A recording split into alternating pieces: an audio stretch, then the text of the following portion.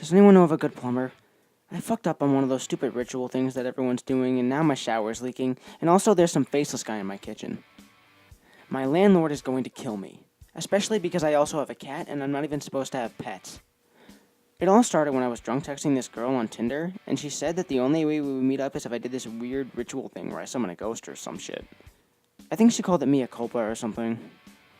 Actually, her exact message was, "The decaying flesh will not rest. I am the Alpha and the Omega. I have seen the burning cities consume the earth. Link to ritual instructions. Our souls will meet when darkness spills. Mea culpa, mea culpa, mea culpa." She was a weird chick. I mean, at least I think she was a girl. I couldn't really see her face. Her picture was just a black background with two shiny dots that kind of looked like eyeballs. You could sort of see some features, but it looked like her face was gray and I couldn't really see her mouth. But she had really good skin, and I wasn't about to rally for pizza face. So anyway, I weighed the pros and cons of spooky rituals versus trampoline booty as best as I could on 5 slots of Patreon. It was totally worth it.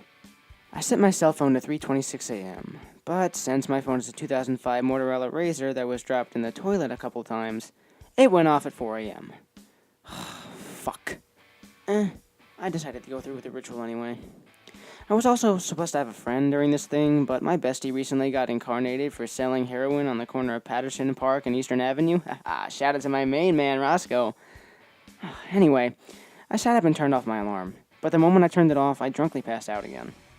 I woke up around 20 minutes later, and I actually got out of bed this time. Stumbling around the room, of course, because it was dark, and I couldn't turn the lights on, because apparently if I did, a ghost would pop out. Ooh. I was supposed to find a candle and light it, but my hangover just made me trip over one of the several candles I placed on the floor. So I eventually gave up and flipped the lights on, and I grabbed a candle from my desk. I squinted out my window to see what my ghetto Baltimore neighborhood looked like at 4:20 a.m. The street was empty except for some rando wearing a black robe and a giant pointy black hat. He was staring up at me through the window. I couldn't really see his face. You know, Baltimore has gone to the fucking dogs. First gang wars, now an updated KKK for God's sake. I lit the candle and looked at my phone. I was supposed to knock on my bedroom door 66 times, the 66 knock timed on 406. But since I had fucked everything else up, I just kinda did a shave and a haircut knock, and then I walked into my hallway. My bedroom door is opposite the stairs, and looking down at the dark stairwell was pretty spooky. I thought I saw something move on one of the lower steps.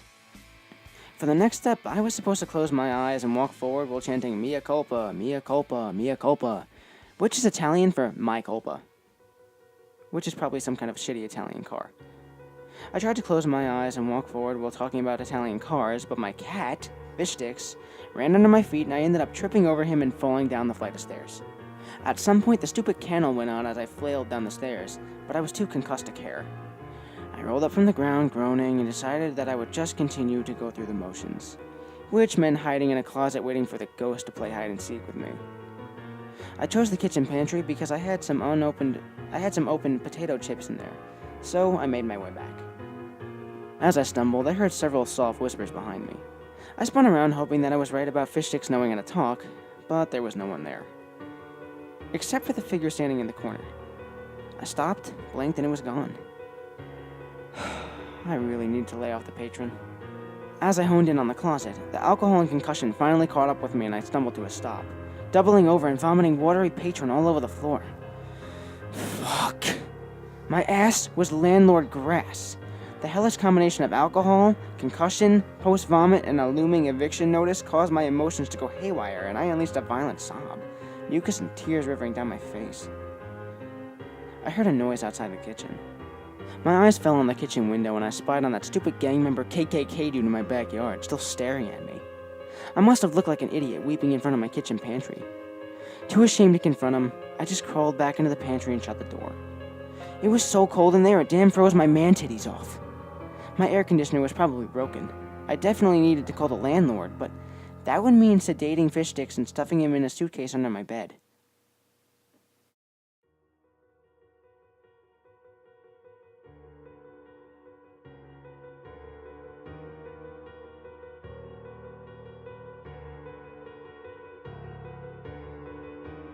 After having that entire existential crisis in my pantry, I decided to say fuck it and end the stupid ritual. That Tinder girl wasn't even that hot anyway. And besides, I still had like 70 more ritual things to complete, which included lighting 8 more candles, stabbing a Japanese doll, and spinning around in a circle while screaming, "You're it! You're it!" This was all supposed to end in me going to my basement and sitting in front of a mirror, and looking into the mirror, but not actually looking into it. Which makes no fucking sense at all. So, as I got up to open the pantry door, I heard a low moan coming from behind the door.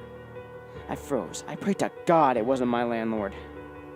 I cracked open the door to see that gang member KKK guy standing in the kitchen staring at me. I finally got a good look at him. He definitely didn't have a face. I guess getting your face taken away is part of a gang ritual now. He didn't react to my presence, he just stared. I didn't know how the hell to deal with gang members or faceless KKK members, so I just stared back. We did this for about 5 minutes before I slowly inched my way out of the kitchen and back upstairs. He turned to watch me as I went, but didn't move. So after that, I went up to my bathroom to take a shower, and now my shower head is leaking, which I blame on the stupid ritual. So, if you guys know any good plumbers in the Baltimore area, I would really appreciate it.